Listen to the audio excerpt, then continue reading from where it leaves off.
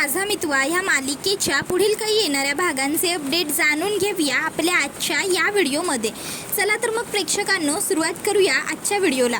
तर आपण इथे पाहणार आहोत की कशा पद्धतीने ईश्वरी रमाकांतची सुटका करणार आणि दोघं मिळून आता अर्णवच्या समोर वल्लरीचं खरं रूप आणण्याचा ठाम निश्चय करणार। आता नेमकं कसं आणि काय घडतं या सर्वाचे अपडेट आपल्या या व्हिडिओमध्ये सविस्तर पाहूया। तर इकडे आता जी वल्लरी असते ती फोनवरती उदयकांत बरोबर बोलत असते। ती उदयकांतला सांगत असते की हे बघ, त्या रमाकांत राजे शिर्केवरून अजिबात नजर हलवू नकोस। कितीही आणि काहीही असलं तरी शेवटी अर्णवचा बाप आहे तो। जर अर्णव इतका हुशार आहे तर त्याचा बाप किती हुशार असेल हा विचार कर। त्यामुळे अजिबात चुकूनही चान्स घेऊ नको की हा कुठे जाईल, हा काय करेल। कारण जर चुकून जरी तो तिकडनं सुटला ना, त्या गोडाऊनवरनं तो बाहेर पडला ना, तर खूप गडबड होईल। आणि तसंही त्या गोडाऊनच्या जवळ रेल्वे स्टेशन आहे। जर चुकून जरी त्याने रेल्वे वगैरे पकडली तर सगळीच गडबड होऊन जाईल। त्यामुळे ह्या एरियाच्या बाहेर तर तो पडता कामा नयेच, पण त्याला आसपास काय आहे काय नाही याची सुद्धा जाणीव होता कामा नये। जरी उद्या जाऊन आपण त्याचं काही बरं वाईट केलं ना, तरी त्यालाही कळता कामा नये की या सगळ्यामध्ये माझाही हात होता। समजलं ना? हे बघ उदयकांत, आत्तापर्यंत जसं आपण एकमेकाला सपोर्ट करून काम केलेलं आहे, यापुढे सुद्धा आपल्याला तसंच काम करायचं आहे, कळतंय ना? तर आता बरोबर त्याच वेळी जी ईश्वरी असते ती तिकडनं चाललेली असते चहाची कपं घेऊन। आणि त्यावेळी आता ईश्वरीने वल्लरीचं सगळं बोलणं ऐकलेलं असतं। आणि आता मग ईश्वरीच्या लक्षात येतं की याचा अर्थ बाबा कुठल्याही वारीला वगैरे गेलेले नाही आहेत किंवा बाबा स्वतःहून घरातनं निघूनही गेलेले नाही आहेत। या वल्लरी मामींनीच बाबांना गायब केलेलं आहे। नाही, आता काहीही झालं तरी मला कुठल्याही परिस्थितीत बाबांना सोडवावं लागेलच। पण बाबा कुठे असतील आता? वल्लरी मामी काय बोलल्या मला व्यवस्थित आठवावं लागेल। मग ईश्वरी आठवते, वल्लरी म्हणाली की काही झालं तरी त्या रमाकांत राजे शिर्केला ह्या एरियाच्या बाहेर पडू देऊ नकोस। मग ईश्वरीला पहिली गोष्ट क्लिअर होते की रमाकांत याच विभागात आहे। त्यानंतर मग ईशू आठवते की वल्लरी म्हणाली होती की तिथे त्या गोडाऊनच्या आसपास स्टेशन आहे। चुकून जरी त्याने रेल्वे पकडली किंवा काही दुसरं केलं ना, तर तो आपल्या हातातून कायमचा निष्ठेल। मग ईशू विचार करते की रेल्वे स्टेशन, त्या गोडाऊनच्या आसपास रेल्वे स्टेशन आहे। आता मला ह्या विभागात कुठल्या रेल्वे स्टेशनच्या आसपास कुठले गोडाऊन आहेत हे बघावे लागतील। आणि त्याच्यानंतर मग ईश्वरी आता शोधाशोध करायला सुरुवात करते। तिथे कोणते गोडाऊन आहेत आणि कुठे, म्हणजे असं रेल्वे स्टेशन वगैरे आहे का? तर त्यावेळी ईश्वरीला इंटरनेटवरती माहिती सापडते आणि त्यामध्ये एक बंद पडीक गोडाऊन तिला सापडतं, ज्याच्या बाजूला रेल्वे स्टेशन असतं। बाजूची कंपनी वगैरे तर रेल्वेच्या कामात गेलेली असते, पण फक्त ते गोडाऊन कॉर्नरला राहिलेलं असतं। ईश्वरी आता रमाकांतला वाचवायला जायला निघालेली असते।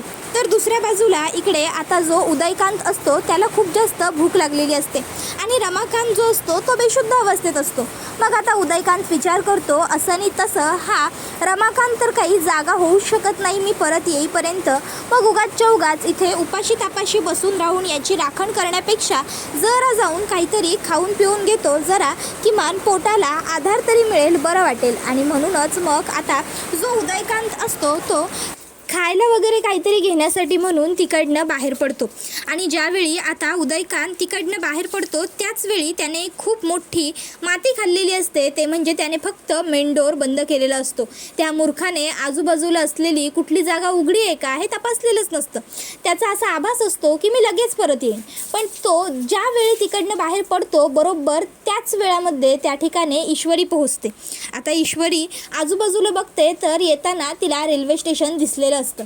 मग ईश्वरी विचार करते की हेच ते गोडाऊन असणार जिथे बाबा बंद केलेले असतील, कारण इथेच तर आहे ना रेल्वे स्टेशन। मग आता ईश्वरी ही विचार करते, पण मी आता ह्या गोडाऊनच्या आतमध्ये जाऊ कशी? काहीही करून मला ह्या गोडाऊनच्या आत जावं लागेल ना बाबांना बाहेर काढण्यासाठी। आतमध्ये किती लोक असतील, कोण असतील? नाही, मी असं डायरेक्ट आतमध्ये जाणं योग्य असेल का? ईश्वरीच्या मनात आता खूप सारे प्रश्न असतात, पण रमाकांतला वाचवायचं असेल तर आतमध्ये जाण्याशिवाय पर्याय नाही हे सुद्धा तिला माहिती असतं। मग आता ईशू काय करते, ईशू गणूबाप्पाचं नाव घेते आणि हिम्मत करून गोडाऊनच्या आतमध्ये घुसते। बाबा, बाबा कुठे आहात, अशा ती 4-5 हाका मारते. आता रमाकांत तर फुल ग्लानीमध्ये असतो, त्यामुळे तो तर काही हाक मारणं शक्य नसतं. ईश्वरी आता रमाकांतला शोधायला सुरुवात करते. ते एवढे मोठे मोठे बॉक्स, धूळ, माती, सगळीकडे बसलेली जळमटं. ईश्वरीला त्या गोष्टींचा जरा त्रासच होत असतो, पण तरीही ईशू कसं बसं त्या सगळ्यातून रमाकांतपर्यंत पोहोचते. आता ती बघते तर काय, रमाकांत बेशुद्ध अवस्थेत असतो. ईश्वरी त्याला उठवते, सोडवते आणि बाबा हे सगळं कसं झालं, कोणी केलं असं विचारते. त्यावेळी रमाकांत तिला सांगत असतो, वल्लरी आणि उदयकांतने मिळून हे सगळं केलेलं आहे. हे सगळं त्यांनी जाणून बुजून केलं. ही सगळी त्यांची मिलीभगत आहे. तुला काय सांगू, किती मोठा कांड केला तो तिने. तुला सुरुवातीपासून सांगावं लागेल मला सगळं. मला एक मोठं बक्षीस मिळालं होतं आणि ते बक्षीस एक हिरा होतं. त्या हिराला सगळ्यांना बघता यावं, ते पुरस्कार सगळ्यांना कळेल म्हणून मला मिळालेल्या पुरस्काराचा गौरव करण्यासाठी सात्विकाने माझ्यासाठी पार्टी ठेवली होती आणि त्या पार्टीला खूप मोठी लोकं होती आणि त्याबरोबर सात्विकाच्या माहेरची माणसं म्हणून त्या ठिकाणी वल्लरी, अविनाश, आई हे सगळेसुद्धा आले होते. त्यावेळी वल्लरीने तो हिरा चोरला. नाही म्हणजे तसं तर वल्लरी घरातल्या छोट्या मोठ्या गोष्टी, सात्विकाच्या साड्या, सात्विकाचे दागिने चोरतच असायची. पण त्यावेळी ती विचार करायची की जाऊ देत, तसंही वहिनी घेऊन कुठे जाणार आहे, लावणार आहे तर माझ्याच भावाच्या संसाराला लावणार आहे. म्हणून सात्विका कधीच तिला काही बोलायची नाही. ती सगळं बघून न बघितल्यासारखं करायची. पण त्या दिवशी तिने तो हिरा चोरून खूप मोठी चूक केली होती. तिने सात्विकाच्या रागालाच आव्हान केलं होतं. तरीही सात्विकाने शांतपणे तिच्याकडे तो हिरा परतही मागितला होता. पण हिरा परत करणं तर खूप दूरची गोष्ट, उलट तिने सात्विकाबरोबर वाद घातला, भांडण केलं की माझ्याकडे हिरा नाहीच आहे, मी कुठून देऊ वगैरे. मग सात्विकाने जोरात तिचा पदर खेचला, त्याबरोबर हिरा ताबडतोब खाली पडला आणि मग मात्र इकडे सात्विकाचा राग अनावर झाला आणि त्यामुळे सात्विकाने वल्लरीच्या मुस्काटात दिली. याच गोष्टीचा राग कायम मनात ठेवून वल्लरीने कदाचित तुझ्या आईला माझ्याबरोबर फसवलं. तिला मला फसवायचं होतं, पण त्याची शिकार मात्र तुझी आई झाली.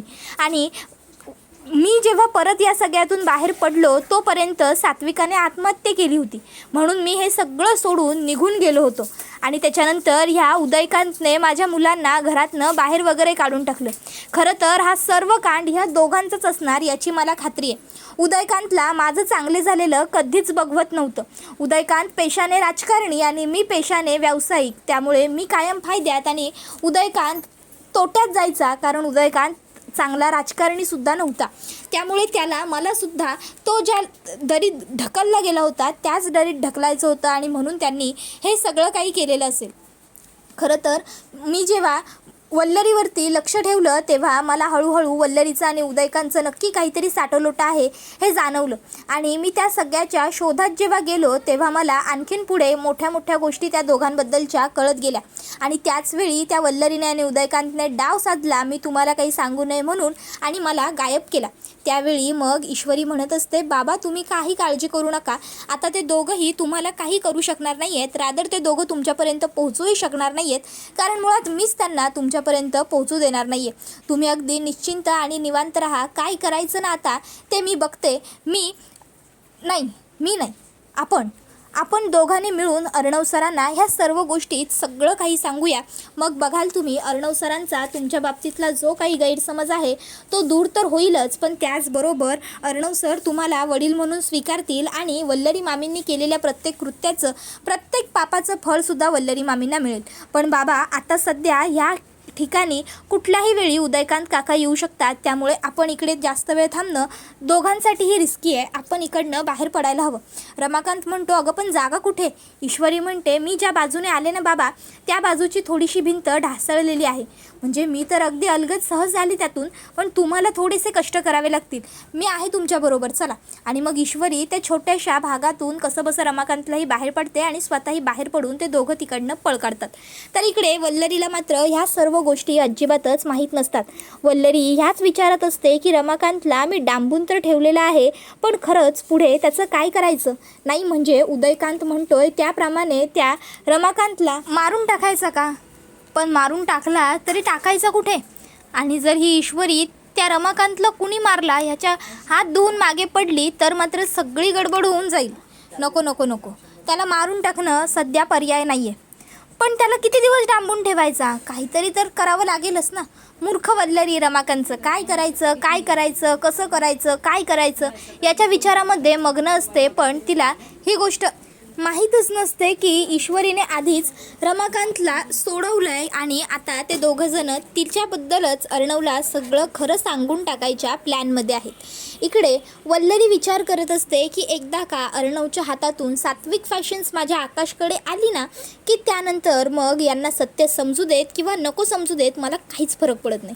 तर इकडे आता ईश्वरी रमाकांतला सोडवायला गेलेली असताना तिने अर्णवला या सर्वाची कल्पना दिलेली नसल्यामुळे आता जेव्हा अर्णव संध्याकाळी ऑफिसवरून घरी येतो तेव्हा तो बघतो की ईश्वरी बेडरूममध्ये नाही आहे. अर्णवला वाटतं मे बी खाली हॉलमध्ये असेल, म्हणून मग अर्णव चेंज वगैरे करतो, फ्रेश होतो. आता त्याला वाटतं ईश्वरी कॉफी घेऊन आली असेल येवाना, पण बेडरूममध्ये ईश्वरी तरीही आलेली नसते.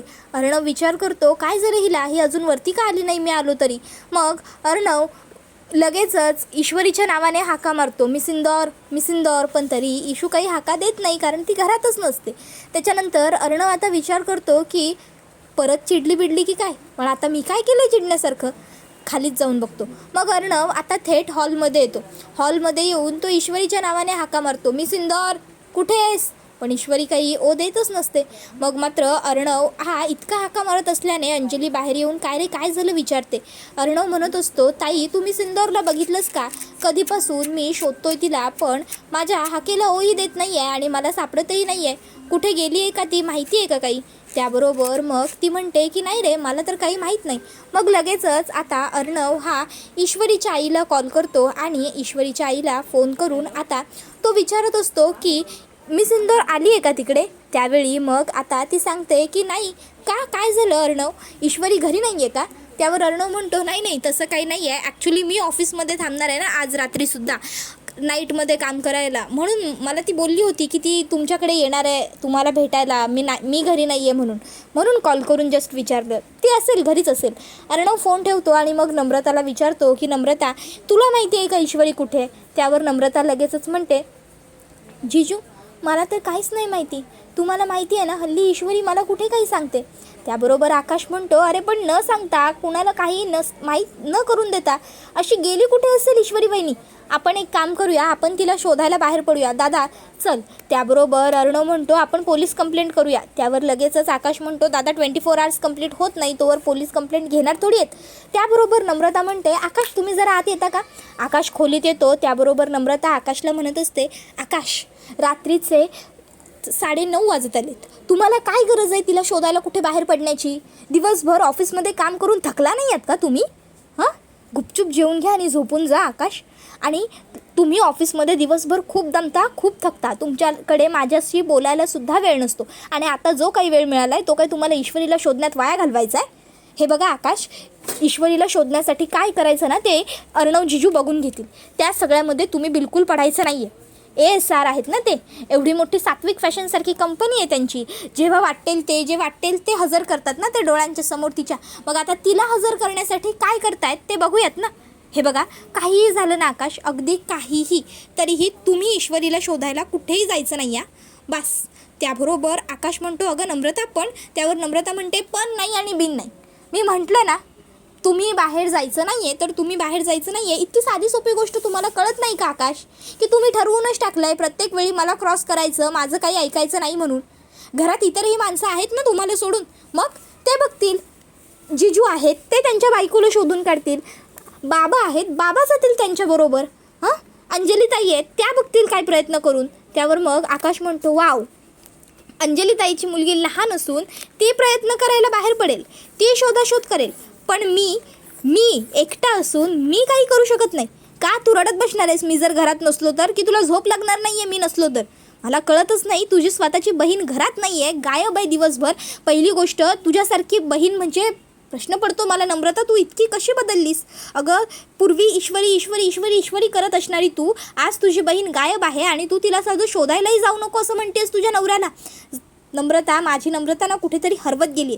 जर ही माझी नम्रता असती ना तर तिने आत्तापर्यंत अख्खं घर डोक्यावर घेतलं असतं, तिच्या डोळ्यातून गंगा जमुना वाहून गेल्या असत्या माझी इशू कुठे आहे असं करून.